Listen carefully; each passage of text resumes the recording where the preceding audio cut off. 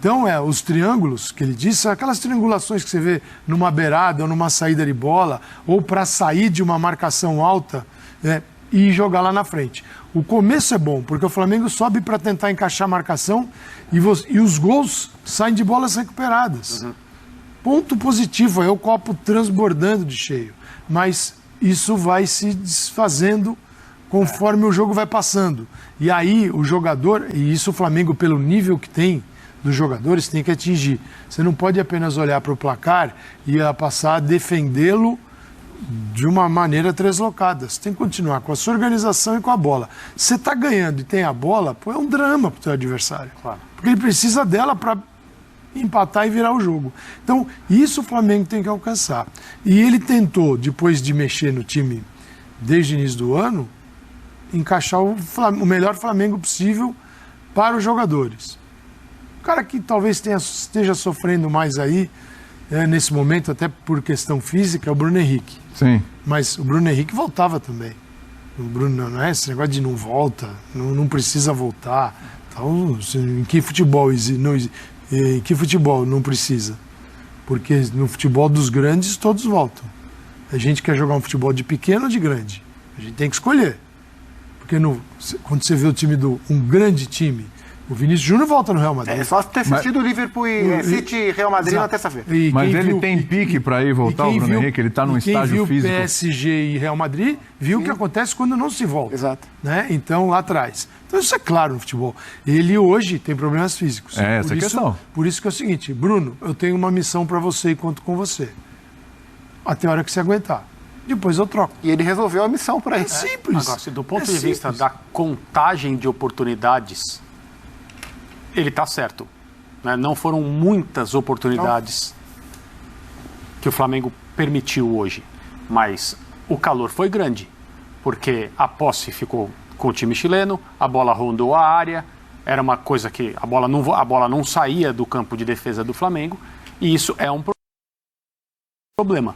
Então, eu concordo com o Paulo Sousa quando ele diz não concedemos muitas oportunidades para o adversário, mas concedemos a chance para que elas surgissem, e por muito tempo, e muitas vezes. Por isso que contra um adversário melhor do que a Católica, talvez o Flamengo não tivesse a sorte que teve hoje. Isso é agravado por uma defesa ainda com problemas grotescos de posicionamento. Até que está trocando. Agora está inserido o Pablo. Está falando de defesa ou de sistema defensivo? Não, estou falando dos três ali? Do fundo do campo. Mas e também passa a última linha. Você tem laterais, fazem parte. Você tem. E também convenhamos, né, Calçade, o que está mudando por questões de lesão e tal. Tudo. É enorme. Esse trio, não sei, se a gente acho que elencar e fizer um levantamento sobre, né, que trios jogaram do Flamengo, a gente vai ter muito equilíbrio. Nesse trio específico tem o Arão, que não é zagueiro, o Felipe, que não é zagueiro, e o Pablo, que acabou de chegar. E detalhe, hein, com o Fabrício Bruno. Fabrício Bruno não está indo em condições físicas. Sim. Né?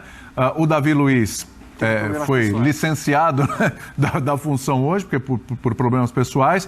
Gustavo Henrique também ainda se recuperando. E o Rodrigo Caio o Rodrigo Caio também uma... Mas o Pablo fez uma partidaça. A pergunta feita sobre o Pablo foi muito pertinente, porque o gol contra, que eu até acho que não deveria ter sido dado contra, porque a minha impressão é que a bola ia pro gol. O segundo, você falando do último, né? O segundo gol. O segundo da Católica. Mas o Pablo fez uma partidaça. Até fui olhar os números, de 6 duelos ele venceu 4. E pelo alto ganhou muito, né? Usou muita força. Então, assim, o Pablo fez uma partida bem boa, apesar de um sistema defensivo muito permissivo. Me chamou a atenção quando o Paulo Sousa fala de intensidade, que o time teve menos intensidade. Eu fui olhar os números de desarmes, porque assim, geralmente o time que tem menos posse desarma mais, porque está correndo atrás do adversário e está sempre ali beliscando. O Flamengo teve menos posse nos 2 tempos e teve bem menos desarmes, né? A Católica desarmou 17 vezes, o Flamengo desarmou 11. Então o time não teve bola e não conseguiu recuperar essa bola. E aí a bola ficou rondando, passeando o tempo inteiro ali, e o time sentiu a falta de intensidade e ainda assim conseguiu vencer. Respondendo melhor a sua pergunta, refazendo a resposta, o problema é duplo. Quando você fala de sistema defensivo e defesa como última linha. A gente fala defesa, olha só para o fundo. A falha está nos dois. No sistema, que filtra muito pouco, e na defesa, que se posiciona mal. Então, assim, o sistema não elimina essas possibilidades, como disse o André, mas quando chega lá dentro, ainda tem desorganização. A gente separou até alguns lances para mostrar isso. O jogo de hoje mostra, o jogo do Tadieres mostra também. Então, porque a defesa muda muito, você não tem consistência, tem uma mudança de comportamento. Vai te ajudar aí, ó. Vamos lá. Aí, ó, você tem ali, olha, dá uma olhada. Assim, você tem 2 jogadores, você tem 3-2 e os 2 estão livres. Os 2 têm condição de receber a bola. Muito espaço. 3-2. Isso não pode acontecer nunca. Aí o Isla, ele entra e põe para dentro. Né? E aí, olha, agora Rio de Janeiro. Aí é o jogo do Tadieres. Também problemas lá no fundo do campo, que é um sistema todo. Mas chama muita atenção lá. A zaga funda. Olha lá, 3-2. E livres também. Então, isso não pode acontecer. O Flamengo já vai com 3 zagueiros. Não, os 3, ainda você tem ali o Isla lá dentro, porque o Felipe Luiz saiu pro combate e está voltando.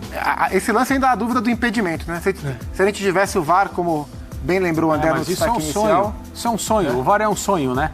O terceiro gol do Flamengo não seria validado com o VAR hoje. Mas agora, só em relação a essa inferioridade... Porque tem uma inferioridade numérica muitas vezes também, né? E não pode ser. E não pode. Mas não pode. Isso, Calçade, e essa acho que é uma questão maior... Isso também depende de incutir nos jogadores de frente, naqueles que a gente elogia o tempo todo pela atuação ofensiva que tiveram hoje, incutir na cabeça desses caras que eles vão ter que fazer esse trabalho, eles vão ter que eventualmente estar ali nesse pedaço do campo que a gente está mostrando. E isso ainda é raro no Flamengo. Por isso que o Lázaro ganha pontos quando joga, porque o Lázaro volta o tempo inteiro. Porque ele é um cara que tem funções ofensivas muito claras e cumpre bem essas funções ofensivas, a gente viu hoje, mas que faz toda a função defensiva também. Então, acho que esse é um ponto e o Paulo Sousa, embora tenha falado que o time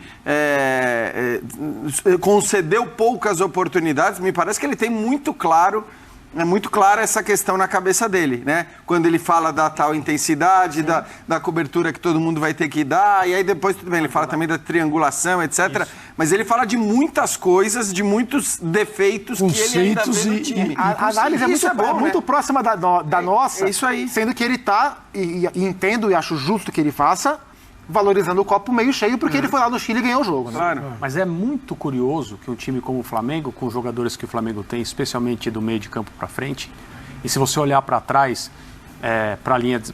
não para a linha de zagueiros, mas para os jogadores que atuam como zagueiros, são todos, como diziam os técnicos, de bom pé, de bom toque. Sim. Todo mundo no Flamengo gosta de jogar bola, ou seja, gosta de ter a bola. E diante de um adversário que não é tão poderoso, tudo bem, fora de casa, campo ruim, atrapalha os dois, mas atrapalha o time que é mais técnico, é óbvio, né?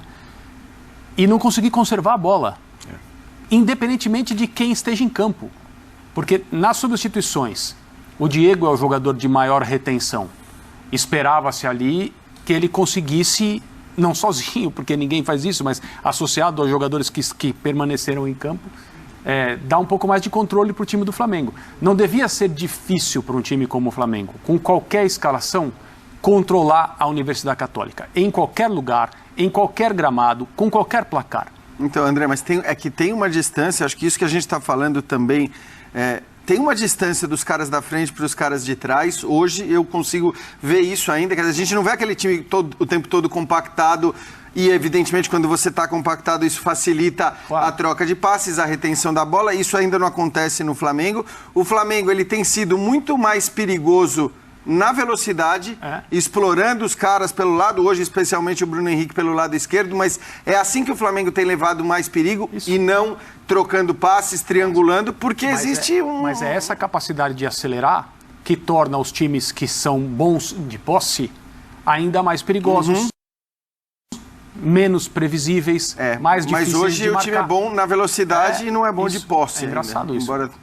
A gente chega aí no fim da participação do Flamengo neste mês de abril, né? Correto. Vamos para o mês de maio, agora já no domingo. O próximo jogo do Flamengo é Copa do Brasil contra o Altos. Então vamos lá, uma avaliação aqui. 4 meses. O Flamengo poderia estar melhor, está devendo ainda, em vários aspectos que a gente está discutindo aqui, inclusive. Está num nível que, ok, era o que a gente imaginava, ou já está um pouquinho além do que a gente estava avaliando? Eu esperava que estivesse melhor. o Paulo Souza, para mim, na minha visão, ele testou comportamentos o tempo todo, desde o primeiro jogo, até alterando, mudando função e posição. E quando ele vai para aquilo que se encaixa teoricamente melhor, os problemas de comportamento existem. E eu até diria a você assim, que essa mudança drástica do início, ele analisando de fora, um Flamengo que tem a sombra de um jogo, não é do treinador do Jorge Jesus apenas, Sim. mas a sombra de um jogo, de uma forma de jogar alcançada. E ali ela vira, enquanto alguns nomes estiverem em campo ainda, que jogaram lá, toda aquela forma sempre vai ser cobrada, que ela seja executada novamente exatamente daquela maneira. E ele sabe que isso, 3 anos depois, o tempo passa, pode melhorar, pode ficar igual, pode piorar, igual é muito difícil. Não, piorar ou melhorar. E o que ele quis fazer? Mexer em tudo isso para talvez se livrar deste modelo. E ele caiu próximo do modelo. Não conseguiu. O que ele conseguiu fazer foi inserir um terceiro zagueiro. Mas Everton Ribeiro perto de Arrascaeta, Bruno Henrique e Gabigol é algo muito parecido. E ali sim, hoje tem João Gomes e Thiago Maia. Essa é a principal mudança, né? Que Gomes, né? é de olho, porque ser com 3 zagueiros. Mas é engraçado, né, Calçado? Porque eu concordo com você, a minha resposta é a mesma se você disser como você esperaria, como você esperava que o Flamengo estivesse no final de abril. Na hora que chega o Paulo Souza, eu também, assim como o Calçade, esperava que ele estivesse melhor.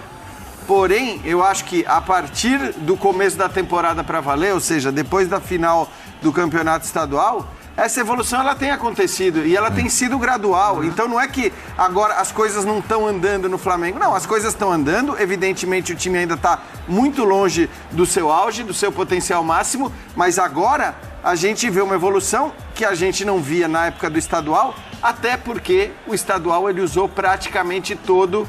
Melhor, claramente, obviamente, sim. Quem não?